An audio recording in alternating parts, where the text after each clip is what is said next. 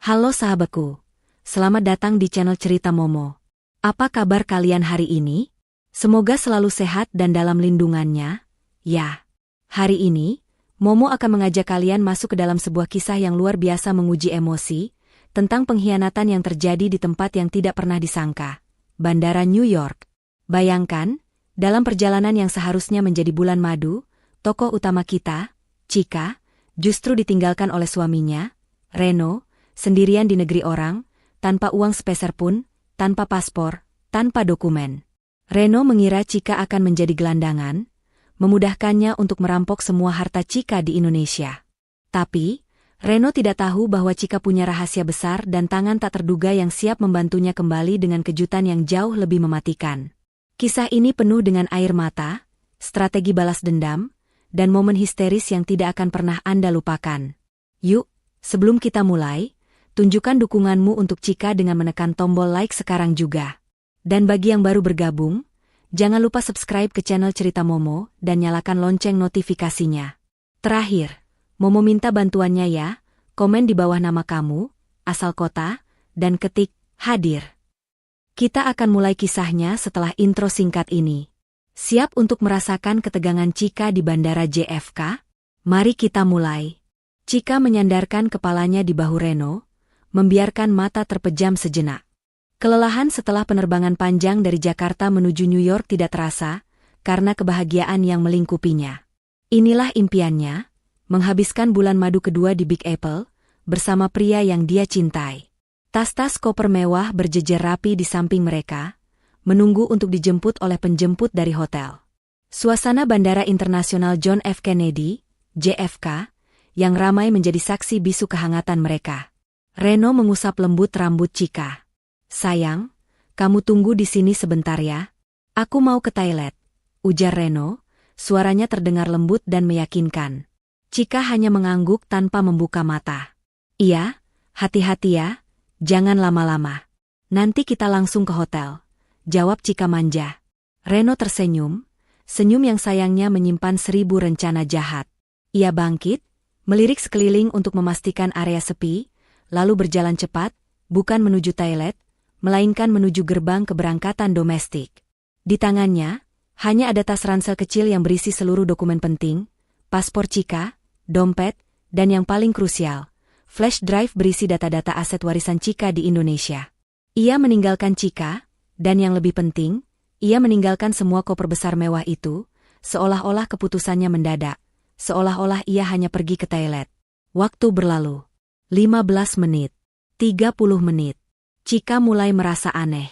Ia membuka mata dan melihat jam di pergelangan tangannya.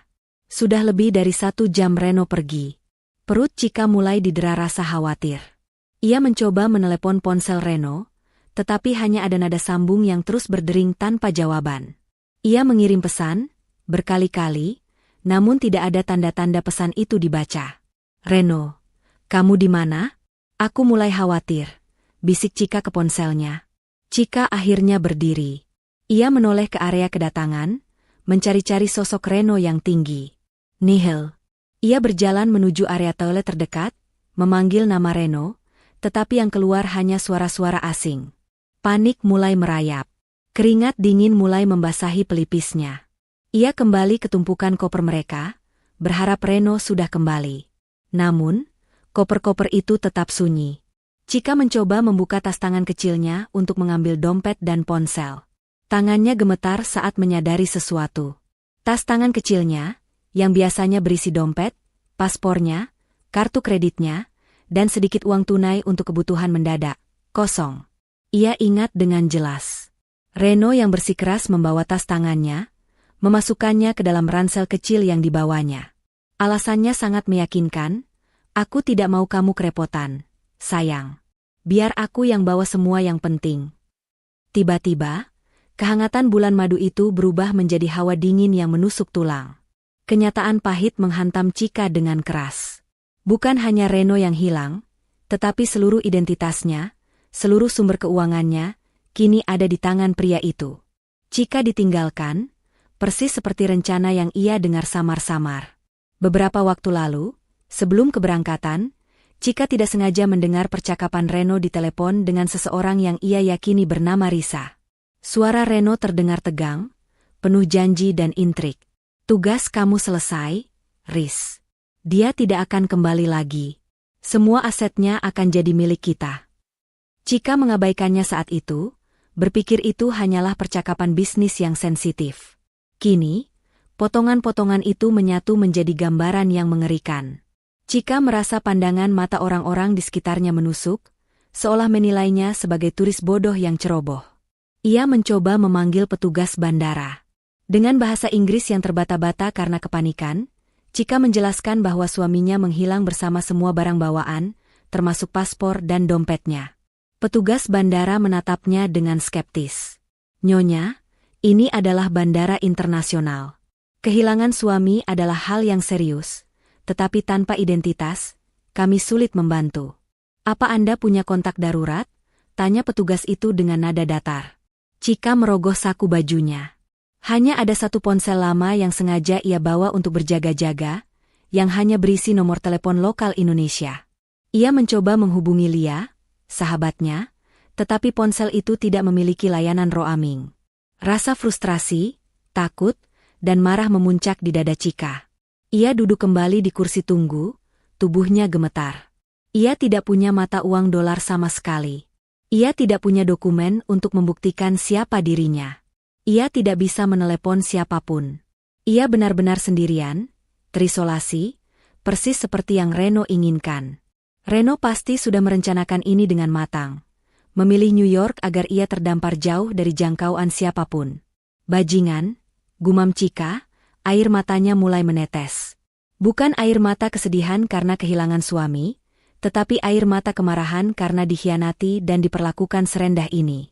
Di saat-saat paling gelap, ketika Cika merasa dunianya runtuh, ia teringat satu hal yang tidak pernah Reno ketahui. Cika adalah anak tunggal dari seorang konglomerat yang meninggal dunia 2 tahun lalu. Sebelum meninggal, ayahnya telah mengajarkan Cika tentang strategi kartu mati.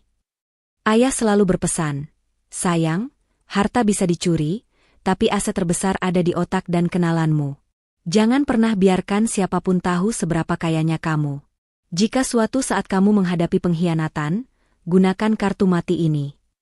Kartu mati itu adalah koneksi rahasia ayahnya, yang hanya bisa diakses dengan kode tertentu. Namun, bagaimana Cika bisa mengaktifkannya tanpa ponsel, tanpa kartu, tanpa apa-apa? Cika melihat sekeliling, mencari celah, mencari bantuan yang tidak mencurigakan. Ia harus terlihat lemah, tetapi otaknya harus bekerja keras. Ia mulai menyusun strategi. Reno pasti akan kembali ke Indonesia secepatnya untuk melancarkan aksinya menguasai aset. Cika hanya punya waktu 48 jam sebelum Reno tiba di Jakarta dan memulai drama palsunya kepada Bularas, ibu mertuanya yang memang sejak awal tidak menyukai Cika. "Aku tidak akan membiarkanmu menang, Reno," janji Cika dalam hati. Ia berjalan ke loket informasi lagi. Kali ini ia meminta satu hal, akses internet ke komputer publik. Petugas menolak karena prosedurnya rumit, dan ia tidak punya identitas. Tiba-tiba, di tengah keramaian, seorang pria parubaya, rapi mengenakan setelan jas mahal, berhenti di dekatnya. Pria itu, yang belakangan diketahui bernama Pak Darta, mendengarkan percakapan Cika dengan petugas.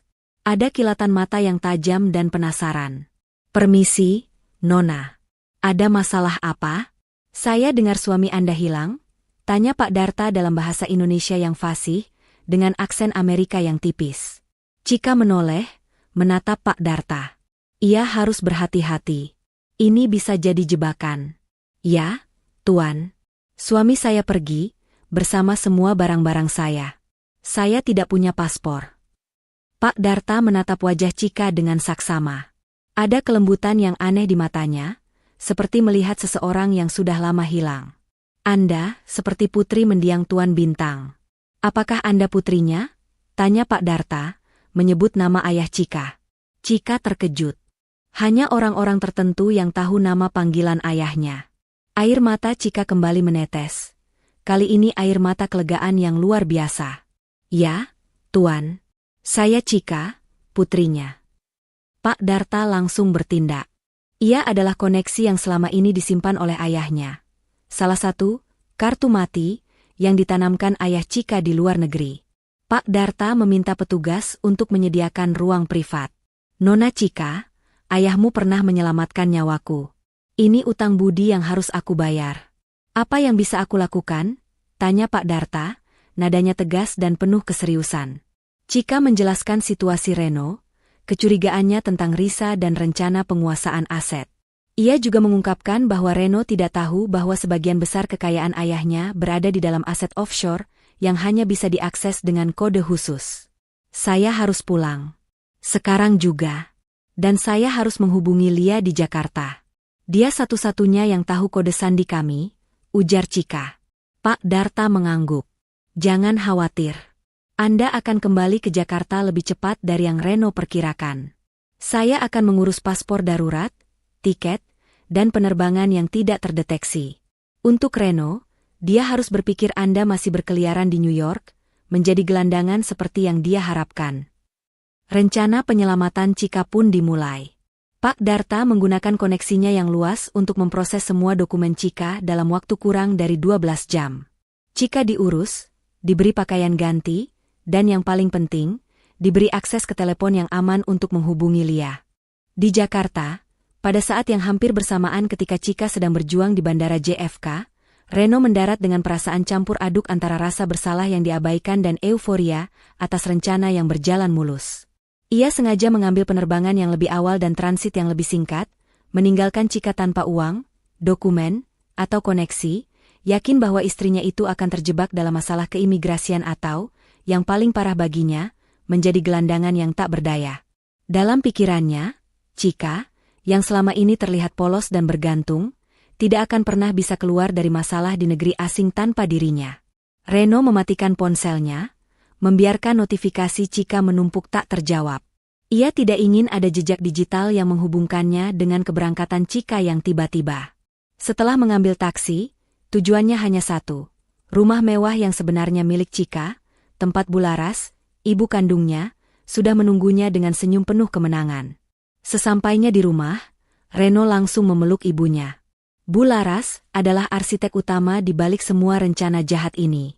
Selama pernikahan Reno dan Chika, Bularas selalu merasa terhina. Ia menganggap Chika terlalu kaya, terlalu berkuasa, dan selalu meremehkan keluarga mereka. Ia menginginkan kekayaan itu pindah tangan, sepenuhnya di bawah kendali Reno. Bagaimana, Nak? Semua berjalan sesuai rencana?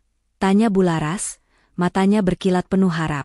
Sempurna, Bu. Dia menangis histeris di sana. Aku meninggalkannya tanpa apa-apa. Hanya koper-koper mahal tak berguna. Paspor, dompet, semuanya aku bawa. Dia akan jadi gelandangan, Bu. Tidak akan ada yang percaya pada kata-katanya tanpa dokumen. Jawab Reno bangga, menyerahkan ransel berisi dokumen Chika. Bularas tertawa puas, suara tawa yang selama ini ia tahan di depan Chika. Bagus, Nak. Sekarang, kita langsung ke kantor notaris. Kita harus segera memproses surat kuasa palsu dan mengalihkan semua aset penting itu atas namamu, sebelum ada yang curiga. Mereka berdua menghabiskan sisa hari itu dengan berpura-pura panik. Reno menelepon beberapa teman Chika, termasuk Lia, dengan suara dibuat-buat cemas, mengatakan bahwa Chika menghilang saat transit dan ia tidak bisa menemukannya. Tujuannya adalah membangun narasi bahwa Chika adalah sosok yang ceroboh dan tidak bertanggung jawab, yang mungkin melarikan diri entah kemana. Namun, saat Reno menelepon Lia, ia tidak menyadari bahwa ia baru saja menyalakan alarm bahaya yang sesungguhnya. Di sisi lain kota, Lia menerima telepon dari Reno. Lia, sahabat dekat Chika yang sudah seperti saudara, mendengarkan cerita Reno dengan kecurigaan yang kuat. Chika menghilang? Tanpa dokumen? Itu tidak masuk akal. Chika adalah orang yang sangat terorganisir. Reno, kamu jangan bercanda. Bagaimana bisa Chika hilang di bandara? Dia selalu berpegangan padamu, desak Lia. Aku juga tidak tahu, Lia. Mungkin dia stres dan pergi sendiri. Aku sudah lapor ke polisi setempat, tapi percuma. Paspornya hilang. Aku benar-benar takut, balas Reno, dengan akting cemas terbaiknya. Lia menutup telepon. Perasaan tidak enak menyeruak.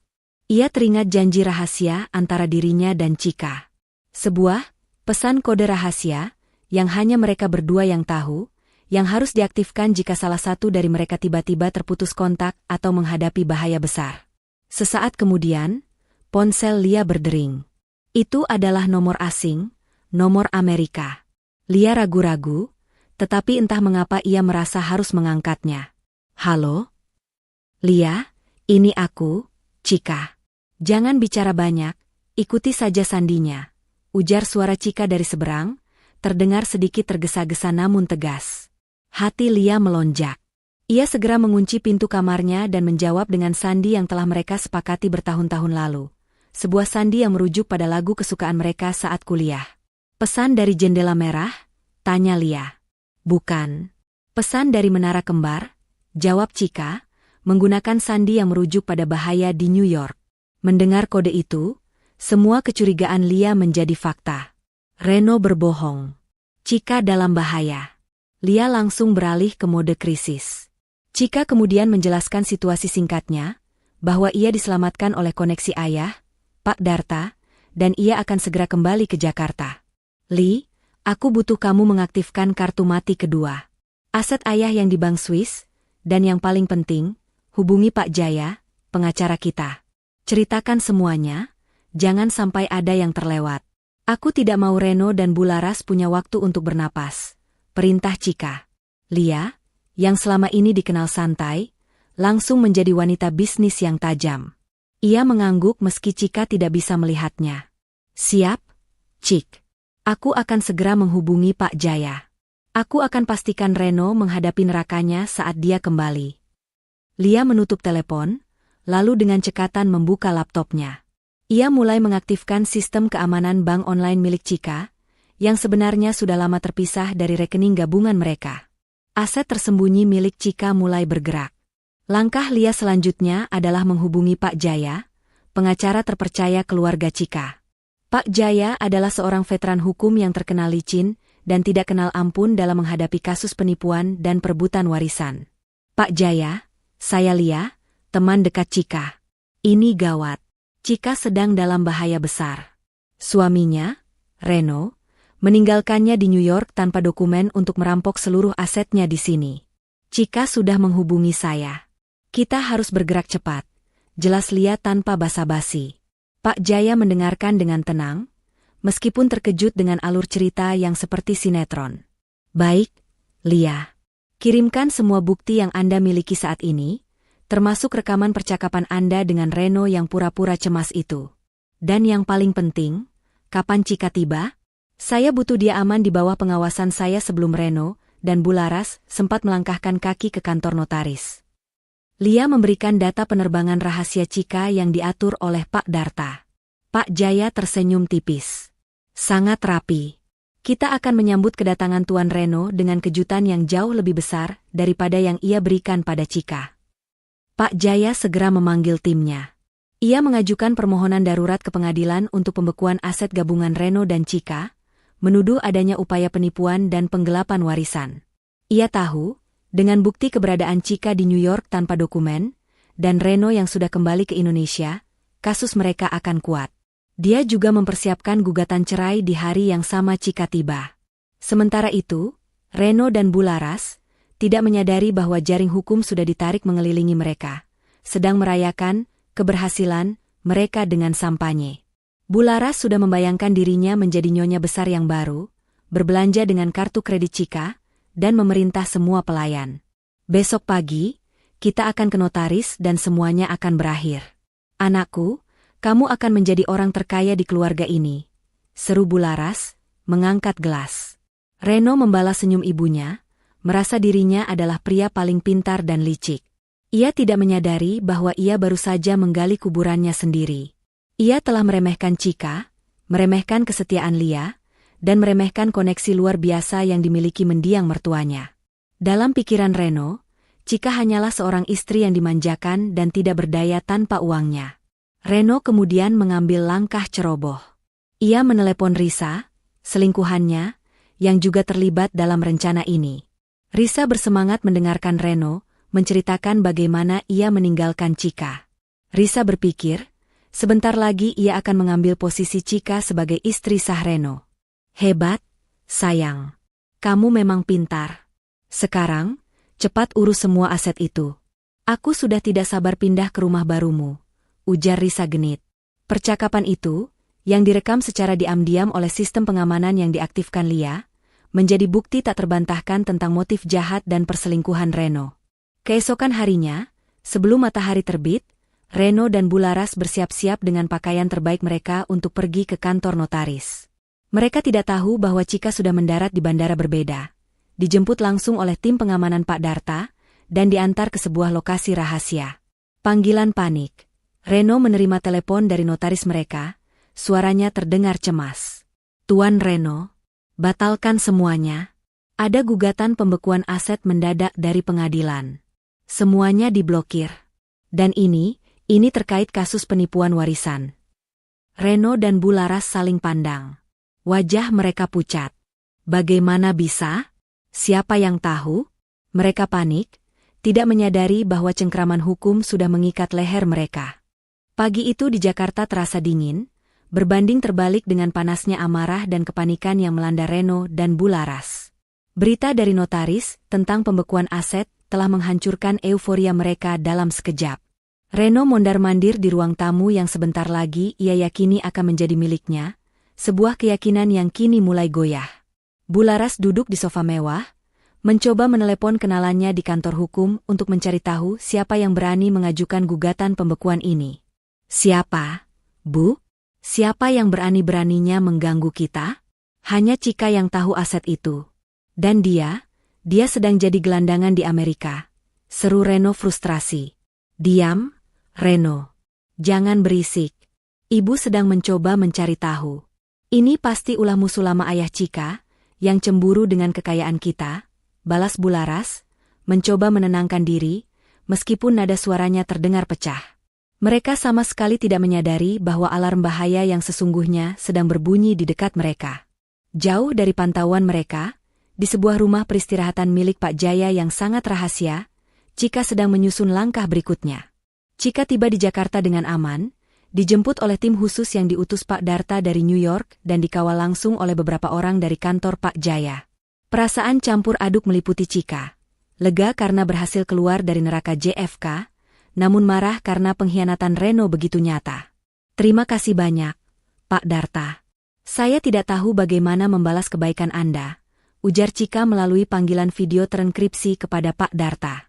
Anggap saja ini sebagai utang lama yang harus dibayar, Nona Chika. Sekarang fokus Anda hanya satu, membuat Reno membayar semua perbuatannya. Jangan muncul terlalu cepat. Biarkan mereka panik, balas Pak Darta bijak. Chika kemudian duduk berhadapan dengan Lia dan Pak Jaya. Ruangan itu dipenuhi peta properti, dokumen hukum, dan flash drive berisi rekaman percakapan Reno dan Risa yang diperoleh Lia. Reno dan Bularas sedang panik. Cik, notaris mereka sudah menghubungi Reno. Mereka tahu asetnya dibekukan, tapi mereka tidak tahu siapa yang melakukannya. Lapor Lia, matanya berkobar-kobar. Pak Jaya menambahkan, gugatan cerai atas nama Anda sudah saya ajukan pagi ini. Kali ini kita tidak hanya menuntut cerai, tapi juga tuntutan hukum pidana atas percobaan penipuan dan penggelapan harta warisan. Saya sudah menyegel rumah Anda secara legal. Mereka masih di sana karena mereka pikir kuncinya ada di tangan mereka. Chika tersenyum tipis, sebuah senyum yang dingin dan mematikan. Bagus, Pak Jaya. Sekarang saatnya kita memberikan kejutan terbesar bagi Reno. Saya tidak ingin dia mendengar kabar ini dari orang lain. Saya ingin dia melihat saya, hidup, sehat, dan berdiri tegak di hadapannya. Rencana pun disusun. Intinya adalah bagaimana Chika bisa kembali ke rumah tanpa terdeteksi oleh siapapun di luar lingkaran mereka, dan menunggu Reno kembali untuk pengungkapan. Pak Jaya menyarankan bahwa Chika harus kembali saat Reno sedang pergi, agar Chika punya waktu untuk mengontrol situasi. Namun, Chika memiliki ide yang lebih dramatis. Reno dan Bularas sudah menghina dan merendahkan saya. Saya ingin mereka kembali ke rumah dalam keadaan penuh kemenangan, hanya untuk disambut oleh kehadiran saya yang mereka kira sudah jadi gelandangan. Rencana pun diubah. Cika akan kembali ke rumah beberapa jam sebelum Reno dan Bularas diperkirakan pulang setelah seharian mengurus masalah hukum yang gagal. Malam harinya, dengan bantuan tim keamanan dari Pak Jaya, Cika berhasil memasuki rumahnya sendiri melalui pintu samping. Semua lampu dimatikan, dan ia bergerak dalam senyap. Rumah mewah itu terasa asing, dingin, dan penuh aura pengkhianatan. Cika melihat koper-koper yang ia tinggalkan di JFK, tergeletak begitu saja di ruang tamu, bukti nyata bahwa Reno memang tidak berniat membawanya kembali. Cika berjalan ke kamar utama, kamar mereka. Ia melihat barang-barang pribadinya sudah mulai dipindahkan ke sudut, digantikan oleh barang-barang Bularas. Di atas meja rias, ada foto Reno dan Risa yang diselipkan dengan terburu-buru. Kemarahan Cika membara, tetapi ia menahan diri. Emosi adalah kelemahan, dan ia harus tetap kuat. Cika lalu menelepon Lia. Aku sudah di dalam, Li. Rumah ini sudah mulai terasa seperti milik orang lain. Mereka bahkan tidak menghargai privasiku. Tahan, Cik. Ingat tujuan kita. Sebentar lagi Reno dan Bularas akan pulang. Mereka pasti frustrasi karena gagal mengklaim aset hari ini, balas Lia, menenangkan. Sesuai prediksi, Reno dan Bularas pulang menjelang senja. Mereka tampak lelah dan marah. Pembekuan aset membuat rencana mereka berantakan. Mereka tidak bisa mendapatkan sepeser pun, dan mereka tahu bahwa proses hukum akan panjang. Reno memarkir mobil di garasi, lalu menggebrak pintu mobilnya. Sial, semua ini gara-gara kau, Bu. Kau terlalu terburu-buru menyuruhku memproses dokumen itu. Hei, kenapa menyalahkan ibu? Itu semua rencana kita. Harusnya kau pastikan Cika benar-benar tewas atau hilang tanpa jejak. Balas Bularas tak mau kalah. Mereka berdua berjalan menuju pintu depan. Namun, mereka melihat sesuatu yang aneh. Pintu depan, yang mereka kunci sebelum pergi, terlihat terbuka sedikit. Reno, kenapa pintu terbuka? Apa kita lupa mengunci? Tanya Bularas, mulai merasa merinding. Reno menggeleng. Tidak mungkin. Aku ingat mengunci semuanya. Mungkin angin? Mereka masuk dengan langkah hati-hati. Keadaan di dalam rumah tampak normal, tetapi ada keheningan yang menyesakkan. Reno menghela napas lega. Ah, pasti cuma perasaan kita saja. Bu, ayo, aku haus sekali. Bularas berjalan menuju ruang tamu. Pandangannya tiba-tiba tertuju pada sofa. Di sana, duduk dengan anggun, mengenakan gaun sederhana namun berkelas, dengan tatapan dingin yang menusuk, adalah sosok yang mereka yakini sedang menangis di jalanan New York. Cika. Bularas menjerit kecil, suaranya tercekat di tenggorokan. Ia menunjuk ke arah Cika, tangannya gemetar hebat. Reno, yang baru saja berjalan dari arah dapur, terhenti mendadak. Matanya membulat, darahnya terasa berhenti mengalir. Napasnya tercekat, seolah ada tangan tak terlihat yang mencekiknya. Ia melihat Cika. Cika yang seharusnya berada ribuan mil jauhnya, Cika yang seharusnya menjadi gelandangan, kini duduk di sofa mereka, tenang, seolah baru pulang dari berbelanja. Reno menjatuhkan tas kerjanya. Suara bantingan tas itu memecah keheningan mencekam di ruang tamu. Reno berdiri mematung di tengah ruang tamu, matanya terpaku pada Cika. Wajahnya yang semula merah karena marah dan frustrasi kini berubah menjadi putih pucat, menyerupai mayat hidup. Ia mengusap matanya berkali-kali, berharap sosok Cika itu hanyalah fatamorgana yang tercipta dari stres dan kurang tidur. Namun, sosok itu tetap di sana, nyata, tenang, dan memancarkan aura kemenangan yang menakutkan. Cika, kakakmu bagaimana? Hanya kata-kata itu yang mampu keluar dari mulut Reno. Suaranya bergetar hebat, lebih seperti bisikan hantu daripada ucapan seorang suami. Bularas, sang ibu mertua, sudah kehilangan kendali. Ia berteriak histeris, menyalahkan, dan menyangkal kenyataan. Hah? Siapa kamu? Kamu pasti hantu. Tidak mungkin. Kamu seharusnya mati kedinginan di sana. Kamu sudah jadi gelandangan. Cika tersenyum dingin, bangkit dari sofa dengan anggun. Ia berjalan perlahan, langkahnya mantap menuju Reno dan Bularas. Tatapan matanya yang tajam mengunci pandangan Reno, membuatnya semakin ciut. Selamat datang kembali, Reno. Dan Bu Laras. Apakah kalian terkejut melihatku sudah tiba di rumah, dalam keadaan baik-baik saja? Tanya Chika, suaranya lembut, tetapi mengandung ribuan jarum yang siap menusuk. Atau, kalian lebih berharap aku kembali dengan wajah kuyu, lusuh, dan memohon belas kasihan? Mendengar sindiran tajam itu, Reno mulai kehilangan akal sehatnya. Ia maju selangkah, kemudian mundur lagi. Ketakutan memuncak. Bukan hanya karena ia melihat Chika hidup, tetapi karena ia menyadari betapa bodohnya dia. Ia telah meninggalkan Chika, berpikir bahwa ia telah mengambil segalanya, padahal ia hanya mengambil benda-benda materi yang mudah diganti. Reno syok dan histeris. Ia mulai berteriak, suaranya memantul di seluruh ruangan mewah itu. Tidak mungkin. Kau pasti berbohong. Paspor, dompet, uang, semuanya ada di tanganku. Bagaimana kau bisa kembali? Bagaimana kau lolos dari imigrasi? Kau pasti memakai ilmu hitam. Chika tertawa kecil. Tawa itu bukannya meredakan, malah membuat Reno semakin histeris. Ia tidak bisa menerima bahwa rencananya yang sempurna hancur total. Kau pikir aku seceroboh itu, Reno? Kau pikir aku akan menikahi pria sepertimu tanpa memiliki backup plan? Itu adalah rencanamu, bukan rencanaku. Bu Laras tiba-tiba teringat pembekuan aset yang mereka terima. Matanya menyala. Kau pasti yang melakukannya. Kau menghubungi pengacara. Dasar wanita tidak tahu diri. Kau mau merampok harta anakku.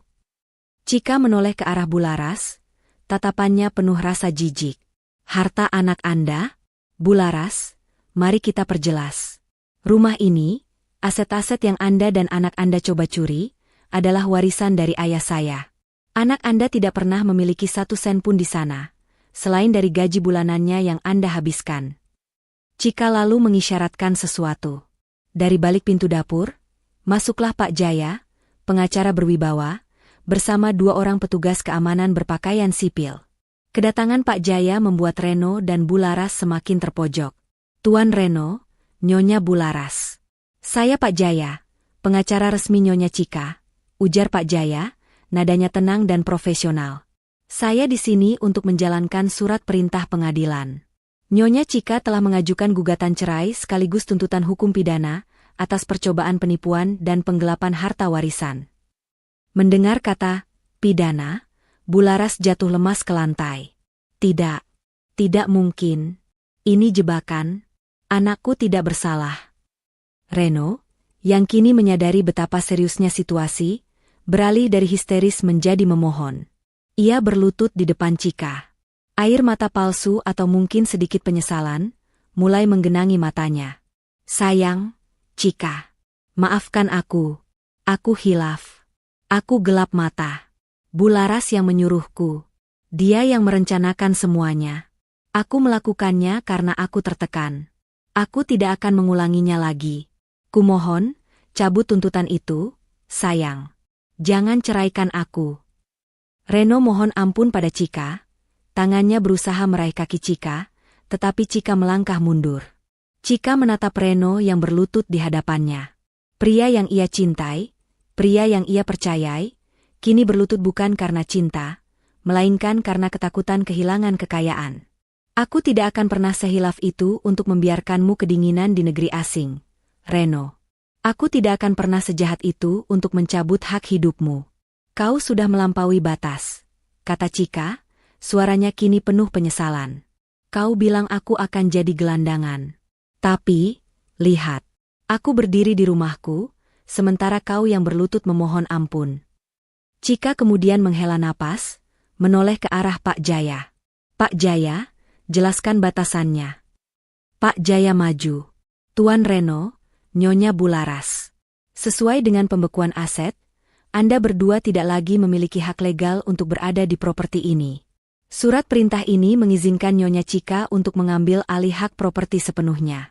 Anda memiliki waktu 30 menit untuk mengemasi barang-barang pribadi Anda. Reno dan Bu Laras benar-benar terpukul. Mereka tidak menyangka bahwa kekalahan mereka akan secepat dan semenyakitkan ini. Mereka mencoba berargumen, mencoba memohon belas kasihan, tetapi Chika sudah mengunci hatinya. Bu Laras mencoba lagi, merangkak mendekati Chika. Chika, ibu mohon. Ibu janji akan berubah. Jangan usir kami. Kami tidak punya tempat tinggal lain. Chika menatap Bularas. Anda tidak punya tempat tinggal? Itu adalah risiko dari rencana Anda. Dulu Anda selalu mencaci maki saya. Anda selalu merendahkan saya di depan Reno. Sekarang, saya hanya melakukan hal yang wajar, menjaga harta dan martabat saya dari orang-orang yang ingin menghancurkannya. Chika akhirnya menatap Reno untuk terakhir kalinya, matanya penuh kekecewaan. Ia mengucapkan kalimat penentu yang merupakan ending wajib cerita ini. Reno, kau sudah menunjukkan dirimu yang sebenarnya di bandara New York. Sekarang, aku tunjukkan diriku yang sebenarnya di sini. Aku usir suamiku. Pergi dari rumahku. Kau sudah memohon ampun, dan jawabanmu adalah tidak. Reno dan Bularas akhirnya dipaksa untuk berdiri. Dengan pengawasan ketat dari petugas keamanan, mereka diizinkan mengumpulkan beberapa barang pribadi. Reno terus merengek dan memohon, tetapi Chika tetap diam, membiarkan Pak Jaya yang menangani masalah ini. Sisa malam itu menjadi neraka bagi Reno dan Bularas.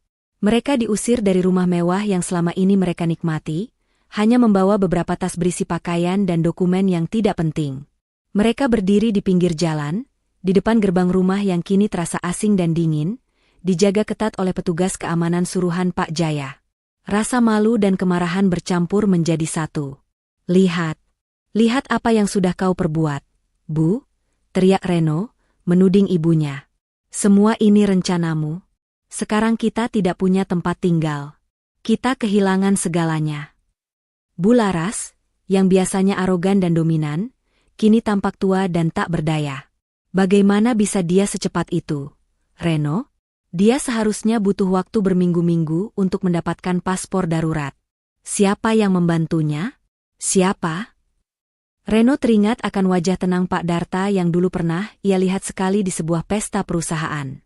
Ia mengabaikannya saat itu, tidak tahu bahwa pria itu adalah koneksi kuat yang dimiliki mendiang mertuanya.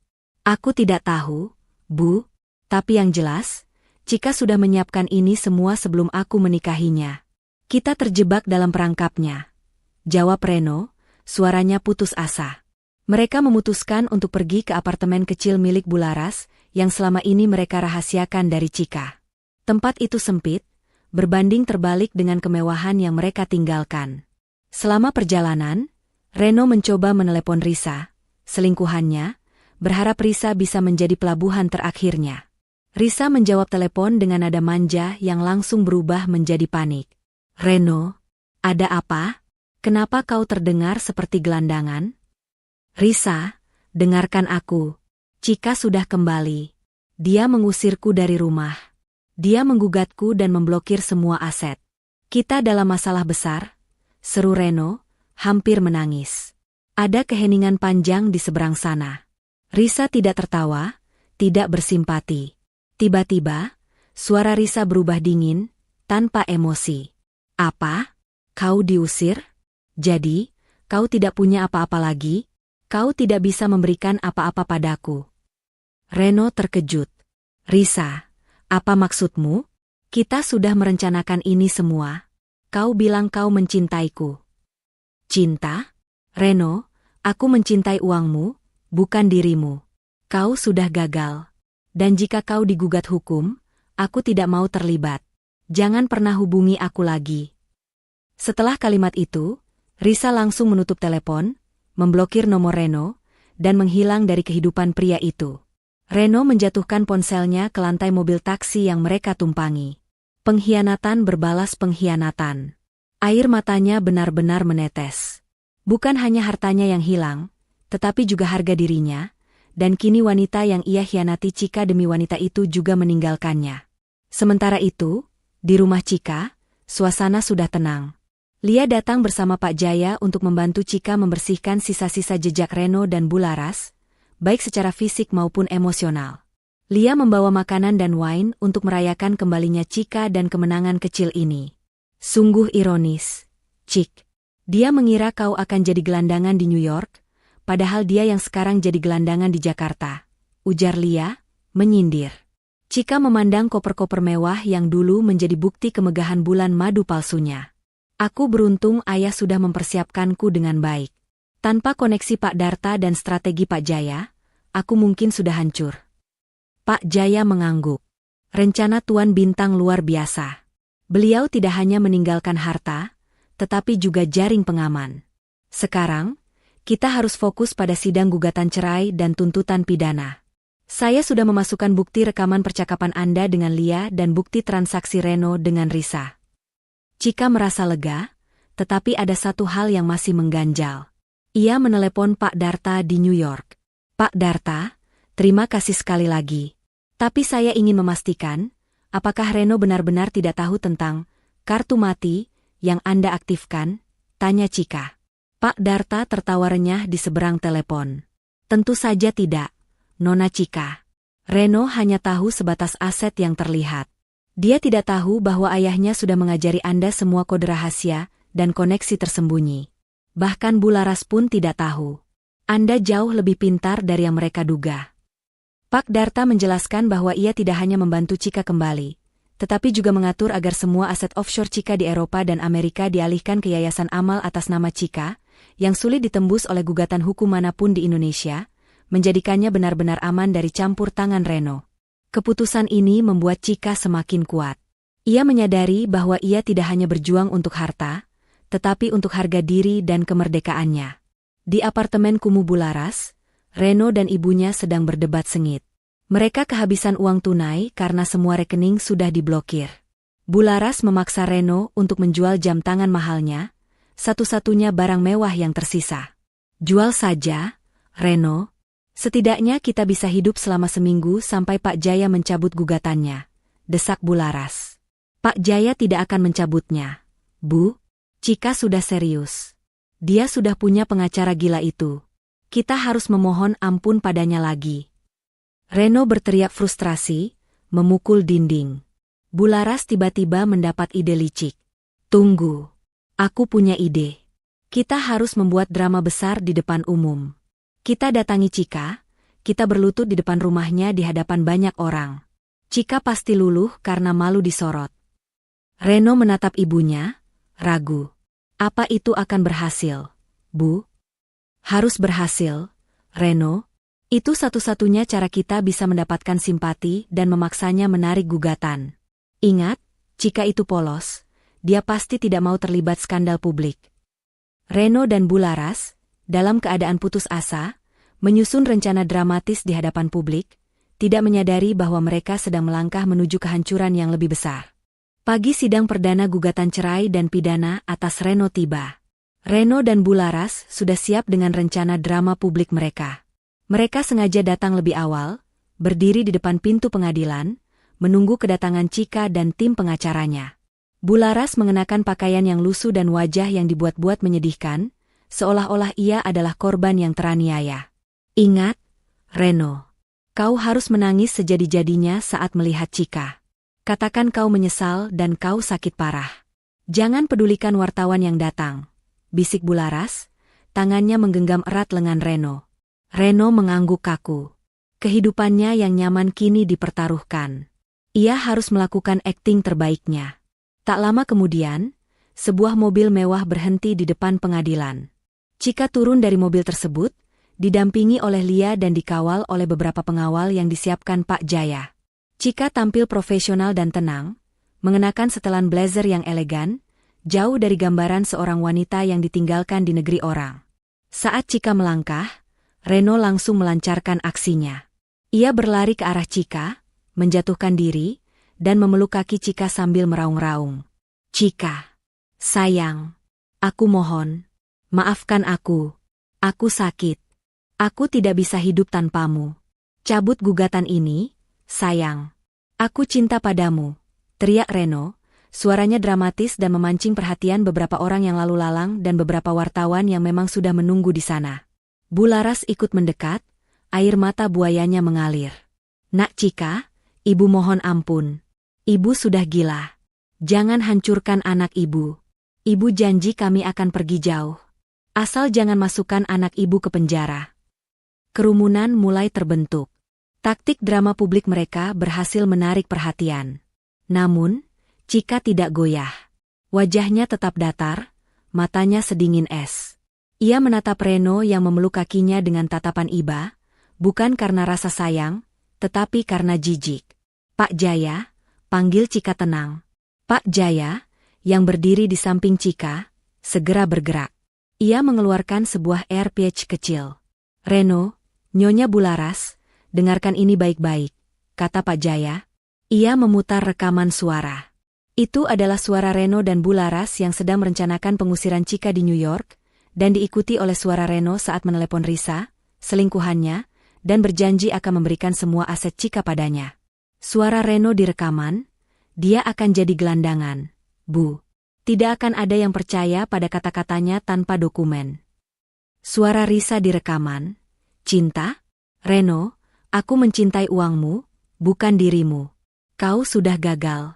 Dan jika kau digugat hukum, aku tidak mau terlibat."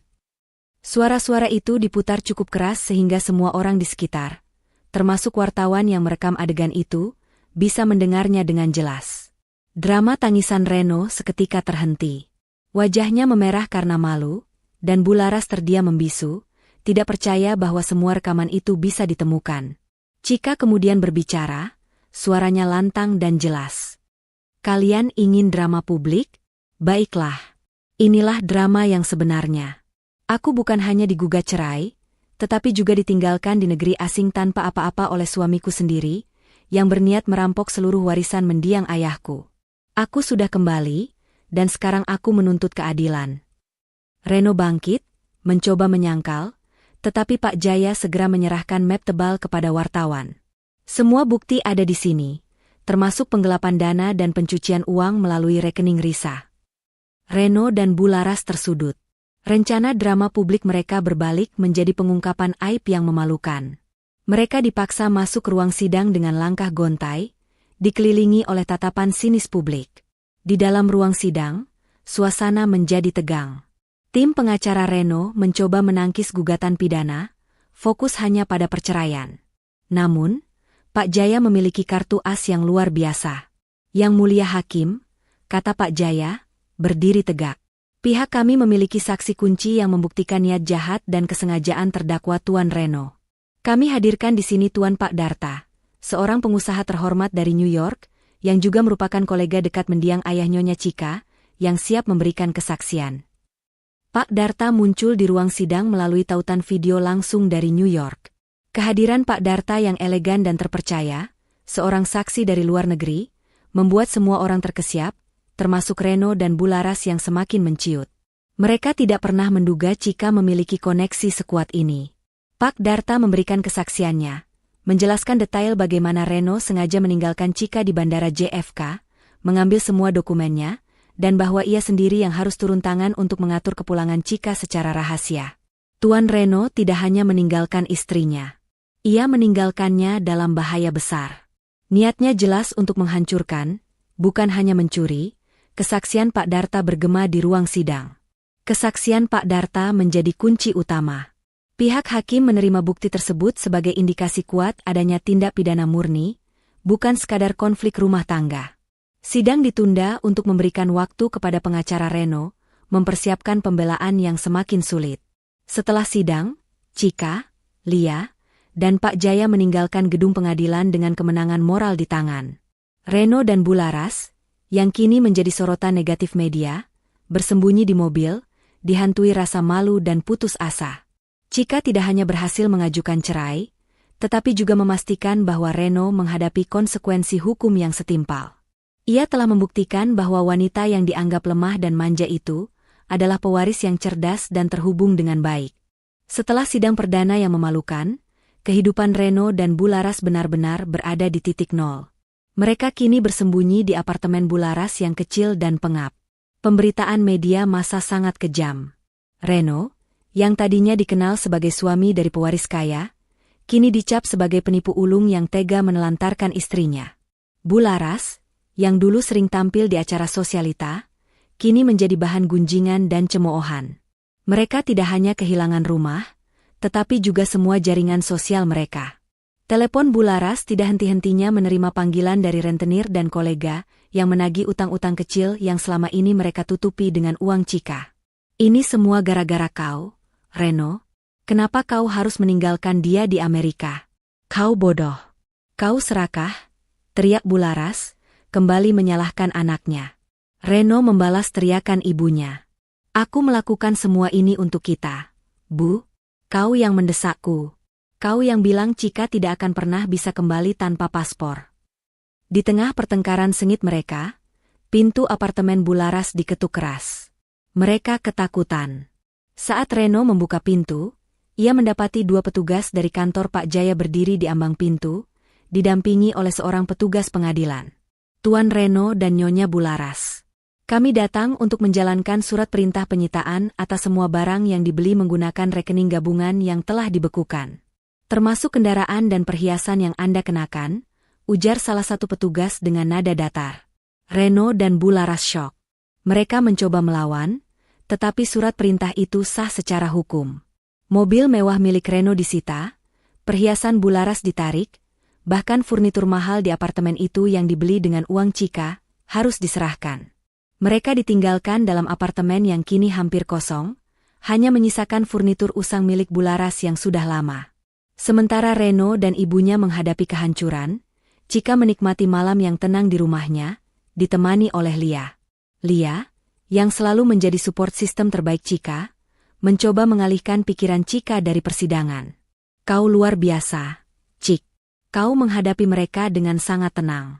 Aku tahu ini pasti menyakitkan, tapi kau sudah melakukan hal yang benar, ujar Lia, memeluk sahabatnya. Cika bersandar pada Lia. Yang paling menyakitkan bukan kehilangan Reno, Li, tapi menyadari bahwa seluruh hubungan ini adalah kebohongan yang direncanakan. Tapi, aku tidak boleh lemah. Aku masih punya satu hal penting yang harus diurus. Cika lalu menceritakan kepada Lia tentang rahasia aset terakhir yang belum pernah ia ungkapkan, bahkan di depan Pak Jaya, kecuali dalam dokumen yang disegel. Ayahku tidak hanya meninggalkan uang di Swiss dan koneksi Pak Darta. Ia juga membeli sebuah perusahaan startup teknologi atas namaku di Singapura, jauh sebelum aku menikah dengan Reno. Perusahaan itu bergerak di bidang keamanan siber dan nilainya saat ini berkali-kali lipat dari semua properti yang diperebutkan Reno. Reno bahkan tidak tahu aku punya gelar di bidang teknologi informasi. Jelas Cika. Lia terperangah. Astaga, Cik. Kau menyimpan rahasia ini dengan sangat rapi. Kenapa tidak kau beritahu Pak Jaya? Pak Jaya hanya tahu ada aset rahasia. Aku tidak ingin detailnya terungkap di pengadilan, agar Reno benar-benar tidak bisa menyentuhnya sama sekali. Perusahaan ini adalah mahkota sejatiku, Li. Kebebasanku. Sekarang setelah Reno dan Bularas benar-benar terjepit, aku akan fokus pada perusahaan ini, jawab Cika, matanya berbinar dengan semangat baru. Keesokan harinya, Cika bertemu dengan Pak Jaya di kantornya. Ia menyerahkan dokumen kepemilikan perusahaan startup tersebut. Pak Jaya, seorang pengacara kawakan, terkejut melihat skala dan nilai dari aset tersembunyi itu. Nyonya Cika, ini luar biasa. Tuan Bintang memang jenius. Dengan aset ini, Anda tidak perlu lagi khawatir soal biaya hidup atau biaya pengadilan. Anda benar-benar terlindungi, puji Pak Jaya. Cika mengangguk. Saya ingin Anda menjaga kerahasiaan perusahaan ini, Pak Jaya. Biarkan Reno dan Bularas berpikir mereka telah menghancurkan saya sepenuhnya, sementara saya membangun kembali diri saya di belakang layar. Di sisi lain, Reno dan Bularas sedang menghadapi titik terendah. Dengan uang yang menipis, Bularas memaksa Reno untuk menjual semua perabotan lama mereka. Reno yang biasanya hidup mewah, kini harus bekerja keras untuk mencari uang receh.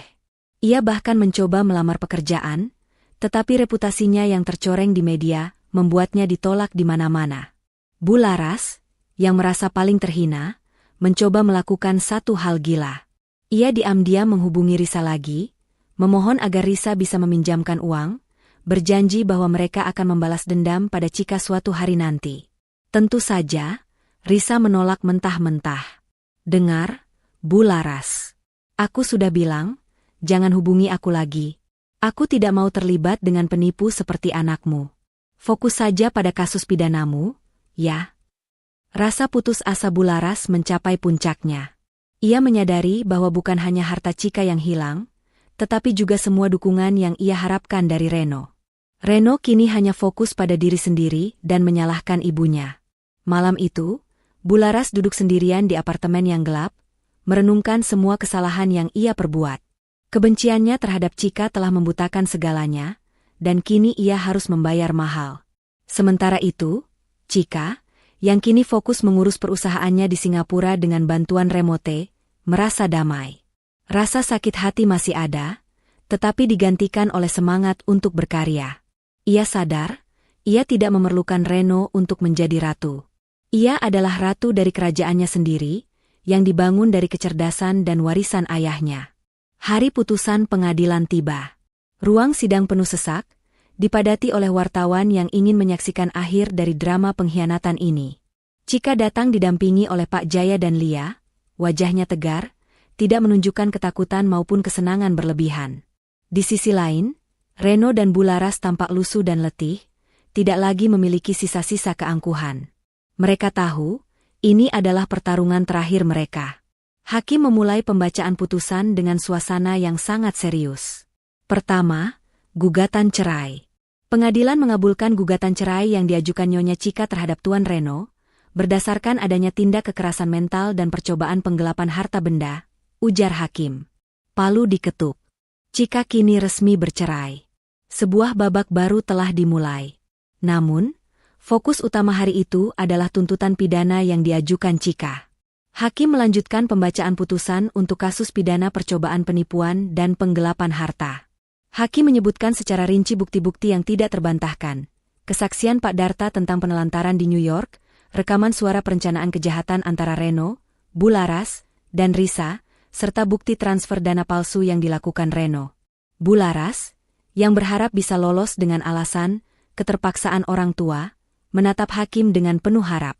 Namun, harapan itu segera pupus.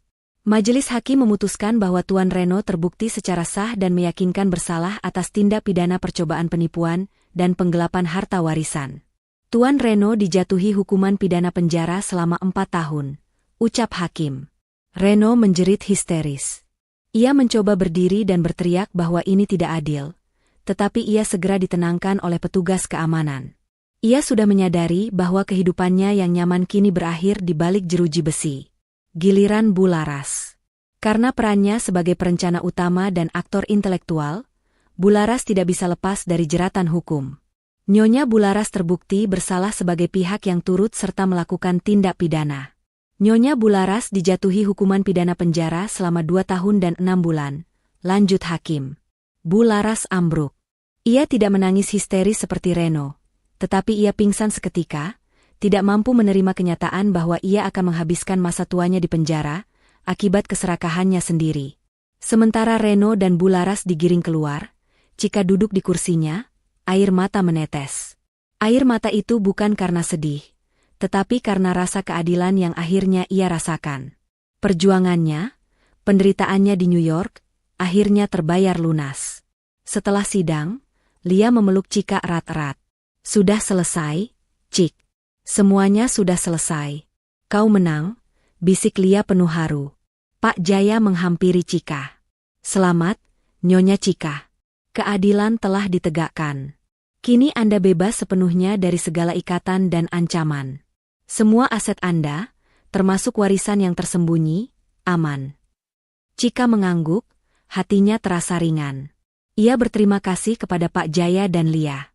Kemudian, ia menerima panggilan telepon dari Pak Darta. Saya mengikuti beritanya, Nona Chika. Anda luar biasa. Keputusan Anda untuk tidak bernegosiasi adalah kunci kemenangan ini. Sekarang fokuslah pada mahkota sejati Anda, ujar Pak Darta dari New York. Chika tersenyum. Ia tahu, babak pengkhianatan sudah selesai, dan babak pembangunan dirinya akan dimulai.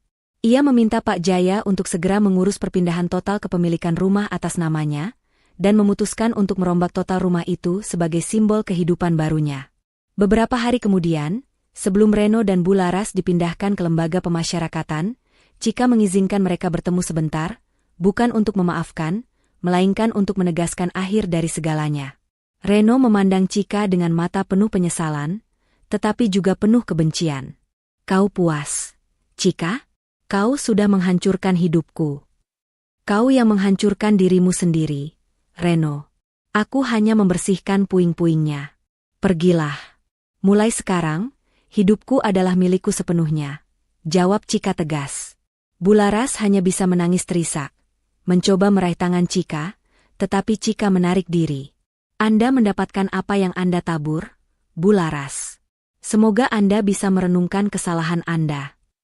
Setelah pertemuan singkat yang dingin itu, Reno dan Bularas dibawa pergi. Chika akhirnya bebas sepenuhnya. Ia mulai merencanakan masa depan, fokus pada pengembangan perusahaan startupnya, Mahkota Sejati, di Singapura. Keputusan itu adalah lambang kemandiriannya. Ia tidak lagi membutuhkan perlindungan pria atau kekayaan yang terlihat. Ia adalah wanita mandiri, cerdas, dan kuat. Setelah vonis pengadilan, Chika memutuskan untuk melakukan renovasi besar-besaran di rumahnya. Bukan sekadar mengubah interior, tetapi benar-benar mengubah atmosfer rumah, menghilangkan setiap jejak dan kenangan pahit tentang Reno dan Bularas. Rumah itu menjadi simbol pembaruan, bersih dari pengkhianatan dan kepalsuan. Namun, fokus utama Chika bukanlah pada properti fisik, melainkan pada mahkota sejatinya, perusahaan teknologi di Singapura. Dengan cerdas, Chika memimpin dari jarak jauh, bolak-balik antara Jakarta dan Singapura. Ia membuktikan bahwa kecerdasan dan koneksinya jauh lebih berharga daripada semua uang tunai yang diperebutkan. Lia menjadi tangan kanan Chika yang paling berharga. Lia yang mengurus jaringan sosial Chika di Jakarta, menjaga reputasinya, dan memastikan informasi tentang kesuksesan Chika tidak terlalu mencolok, tetapi cukup untuk meredam cemoohan. Lia menyaksikan perubahan besar dalam diri Chika. Wanita yang dulu manja dan terlalu mempercayai suami, kini menjadi pemimpin yang tegas dan visioner. Dukungan dari Pak Darta juga tidak pernah berhenti. Meskipun berada di New York, Pak Darta sering memberikan nasihat strategis kepada Chika, membimbingnya dalam kancah bisnis internasional yang baru ia geluti. Chika belajar dengan cepat, mengambil alih kendali penuh atas perusahaan warisan ayahnya, dan mulai meluncurkan produk-produk keamanan siber yang inovatif. Dalam waktu 1 tahun, perusahaan Chika berkembang pesat. Nilainya melonjak tinggi, jauh melebihi jumlah total aset yang pernah Reno coba curi. Chika tidak hanya sukses, ia menjadi sorotan di dunia teknologi Asia. Ia diundang menjadi pembicara dalam konferensi, dihormati oleh rekan-rekan bisnis, dan disanjung oleh media, yang kini melupakan drama perceraiannya dan fokus pada kisah inspiratifnya. Chika juga aktif dalam kegiatan sosial, mendirikan yayasan untuk membantu wanita yang mengalami penelantaran ekonomi, terinspirasi dari pengalamannya sendiri di Bandara JFK. Ia menyadari bahwa pengalaman terberat dalam hidupnya telah mengubahnya menjadi versi terbaik dari dirinya sendiri. Sementara Chika bersinar terang, kabar mengenai Reno dan Bularas semakin memudar. Mereka menjalani hukuman mereka di penjara. Laporan dari Pak Jaya menyatakan bahwa di dalam penjara, hubungan Reno dan Bularas semakin memburuk. Mereka saling menyalahkan atas kehancuran yang mereka alami, tidak pernah menunjukkan penyesalan yang tulus atas perbuatan mereka terhadap Chika. Reno, yang dulunya manja dan dimanjakan, kini harus beradaptasi dengan kerasnya kehidupan di balik jeruji besi. Ia terus dihantui oleh penyesalan yang terlambat. Penyesalan karena memilih keserakahan daripada kesetiaan, penyesalan karena meremehkan Chika. Suatu sore, Chika duduk di balkon rumahnya yang baru direnovasi, ditemani Lia. Ia baru saja menandatangani kesepakatan bisnis besar. Rumah itu kini diisi dengan kedamaian dan aroma kesuksesan. Kau tahu, Li? Dulu aku pikir rumah mewah ini adalah mahkota kebahagiaan. Tapi ternyata bukan. Mahkota sejati adalah kemandirianku, keberanianku untuk berdiri sendiri, dan kesuksesan yang kubangun dengan tanganku sendiri, ujar Chika, tersenyum ke arah Lia. Lia mengangguk bangga. Aku selalu tahu kau kuat, Chik. Tapi pengkhianatan Reno lah yang membuatmu menyadari kekuatanmu sendiri.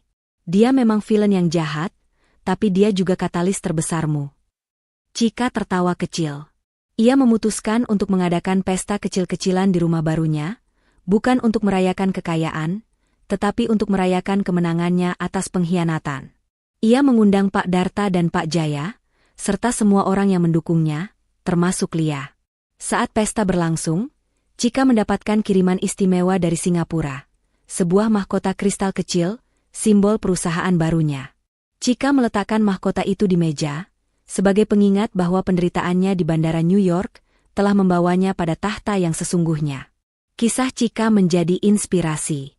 Ia tidak hanya mendapatkan kembali hartanya, tetapi ia mendapatkan kembali dirinya, jauh lebih kuat dan berharga. Ia membuktikan bahwa akhir yang baru bisa jauh lebih indah daripada akhir yang lama. 2 tahun telah berlalu sejak putusan pengadilan. Chika kini menjadi pengusaha teknologi yang disegani secara internasional. Perusahaan, Mahkota Sejati, miliknya sudah memiliki kantor cabang di berbagai negara dan menjadi benchmark dalam inovasi keamanan digital. Kehidupannya penuh dengan tujuan dan prestasi. Di rumahnya, yang kini benar-benar terasa seperti istana kebebasan, Chika sering menerima kunjungan dari Pak Darta saat berada di Asia, yang kini menjadi mentor utamanya. Lia menjabat sebagai kepala komunikasi di perusahaan Chika, dan Pak Jaya tetap menjadi penasihat hukum terpercaya. Mereka adalah keluarga yang dipilih Chika, yang berdiri bersamanya saat ia terpuruk. Kisah Risa berakhir tragis. Karena keterlibatannya dalam skema penipuan Reno, ia kehilangan pekerjaan dan reputasinya, hidup dalam kesulitan, dan terus-menerus dikejar utang yang ditinggalkan Reno.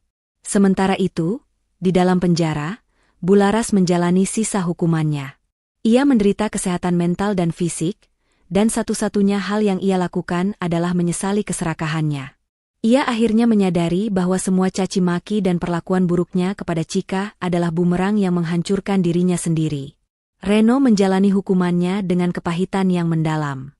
Penyesalannya bukan karena kejahatannya, melainkan karena ia bodoh telah meremehkan Chika. Ia sering mendengar kabar dari luar tentang kesuksesan luar biasa Chika, dan setiap berita itu adalah siksaan baginya.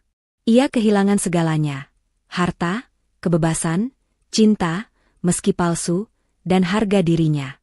Ia benar-benar menjadi gelandangan di dalam penjara, dikurung oleh kebodohan dan keserakahannya sendiri. Pada suatu pagi yang cerah, Chika berdiri di depan cermin, bersiap untuk menerima penghargaan bisnis. Ia melihat dirinya, seorang wanita mandiri, yang wajahnya memancarkan kekuatan sejati, bukan lagi keindahan yang rapuh. Ia tidak lagi mencari cinta atau validasi. Ia adalah sumber kekuatannya sendiri. Chika menyadari bahwa momen pengkhianatan di Bandara New York bukanlah akhir dari hidupnya, melainkan awal yang baru, yang jauh lebih spektakuler.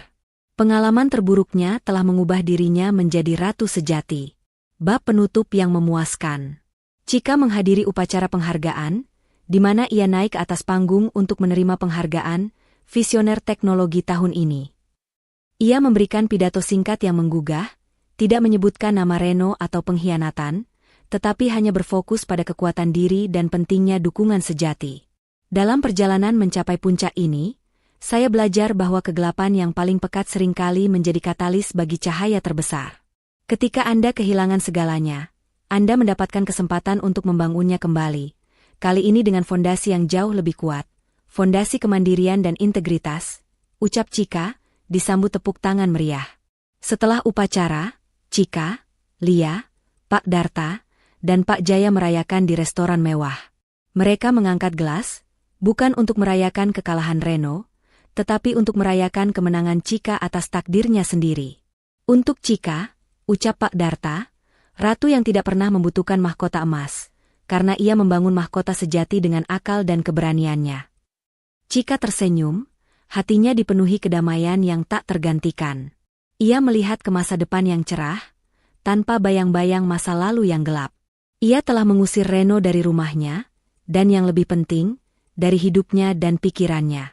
Chika resmi menjadi wanita yang benar-benar bebas, sukses, dan bahagia, dikelilingi oleh orang-orang yang tulus mencintainya, sementara Reno dan Bularas menjalani hukuman dan penyesalan abadi atas keserakahan mereka. Kemandirian sejati dan integritas diri adalah kekayaan terbesar yang tidak akan pernah bisa dicuri oleh siapapun.